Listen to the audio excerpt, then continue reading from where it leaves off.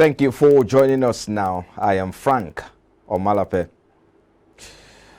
Let's begin with this story. In line with a drive to boost Nigeria's non-oil exports, a delegation from the Nigerian Export-Import Bank, led by the Managing Director, Chief Executive Abba Bello, Executive Director, Corporate Services Bala Bello, and other staff members undertook a strategic engagement with some international development finance institutions in Saudi Arabia. Significant milestones during the visit include signing a Memorandum of Understanding with the Saudi Export-Import Bank.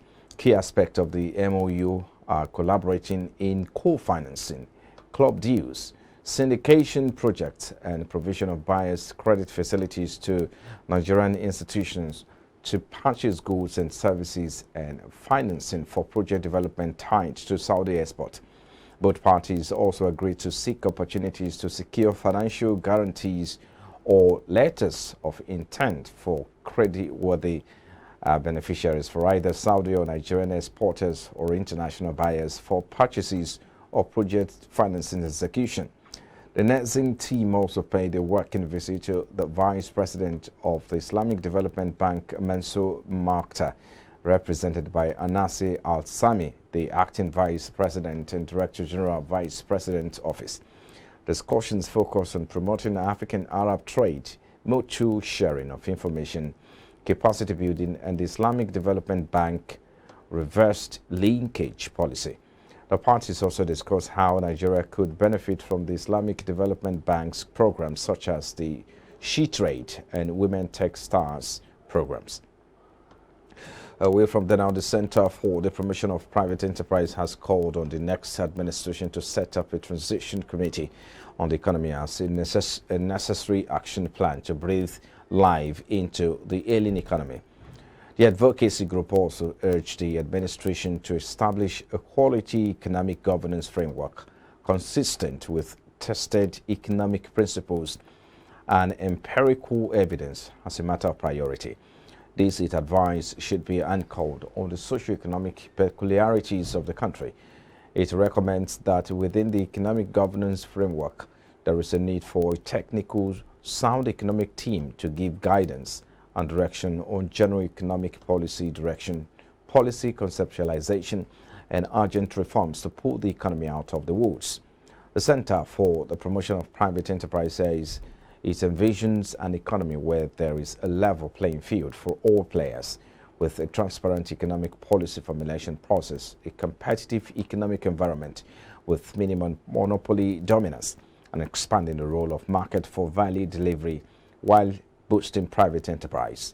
They said the administration, to be headed by Bola Ahmed Tinubu, will inherit an extremely fragile economy, kneecapped by high debt, unsustainable debt servicing cost, weak naira, low purchasing power, and ultra-high unemployment rate, among others.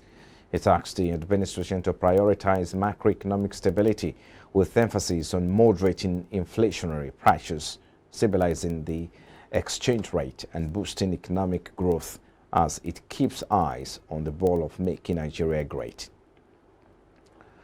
And now, the energy demand of Nigeria and other African countries is expected to grow by 50% over the next 2 decades, spurring large-scale investment in logistics, storage facilities for liquefied petroleum gas.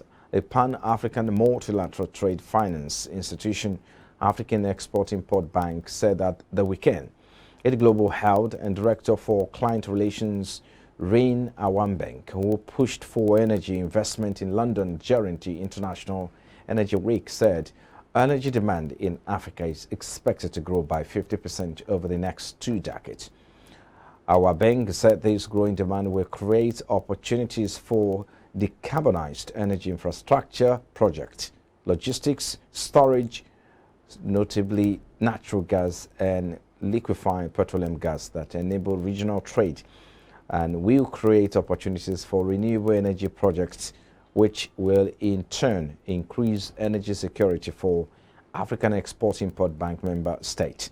He added that to ensure bankability, energy infrastructure projects will need to account for the energy transition, Nigeria and other parts of Africa are home to some of the world's largest oil and gas reserves, boasting over 125 billion barrels of proven crude oil reserves and 220 trillion cubic feet of proven gas reserves. Major investment opportunities have arisen across gas exploration and monetization, gas to power, energy shortage, and infrastructure development. Major gas finds in Mozambique, Uganda, Tanzania, Egypt, and Senegal, alongside flaring reduction across the continent to decarbonize Africa's exploration and production sector, are expected to accelerate gas utilization and monetization activities. The Purchasing Managers Index data has indicated that cash shortages across the economy had a severe impact on the private sector midway through the first quarter of the year. The Purchasing Managers Index report for January released on the weekend said substantial declines were seen in both output and new orders, while firms scaled back their purchasing activity and employment. It said companies were also impacted by shortages of fuel, which added to price pressures and led to supplier delivery delays. According to the report, the headline Purchasing Managers Index dropped below the 50 no change mark in February, posting 44.7 from 53.5 in January. It also noted that business conditions deteriorated markedly, ending a 31-month sequence of expansion. The decline in operating conditions was the sharpest since the survey began in January 2014, excluding the opening wave of the COVID-19 pandemic in the second quarter of 2020. It added that with new orders and output falling, companies reduced their input buying and staffing levels accordingly. And now, between 2014 and last year, upstream petroleum industry capital expenditure dipped to $6 billion from $27 billion. Executive Officer, Nigerian Upstream Petroleum Regulatory Commission, Gbenga Komolafe, says there had been a 74% decline in capital expenditure. He said the Commission realized the negative impact of underinvestment in national oil production from the analysis of the McKinsey report. According to him, the Nigerian Upstream Petroleum Regulatory Commission will dig deeper into why within a space of 8 years the country has lost about 74% of its investment.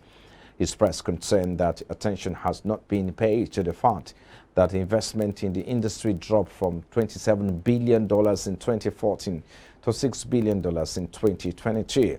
Advising the incoming administration, he noted that besides Nigerian Upstream Petroleum Regulatory Commission's regulatory and supervisory roles, it also offers investment advice to the federal government.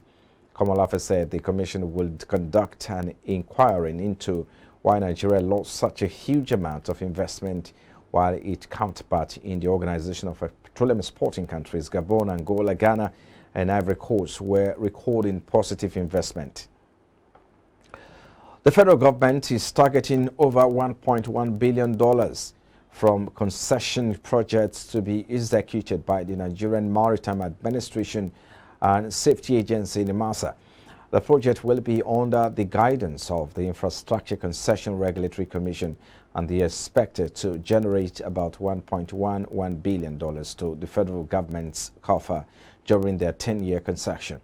The projects are the Eastern Offshore Waste Reception Facility, Central Western Offshore Waste Reception Facility, and a floating dry dock.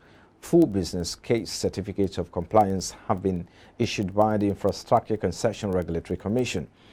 It was learned that the federal government executive has approved a public-private partnership project in Ikeja, Lagos for the Federal Radio Corporation of Nigeria to develop a commercial mixed-use complex that will comprise houses, hotels, recreational facilities, as well as office complex.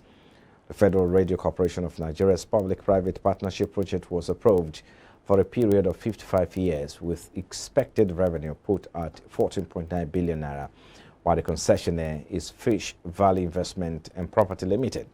In the case of the Nigerian Maritime Administration and Safety Agency project, the Eastern Offshore Waste Reception Facility will be executed during or using the design, finance, build, operate, maintain and transfer public-private partnership model and IPO Marine Services Limited has been appointed as the concessionaire for an initial period of 10 years.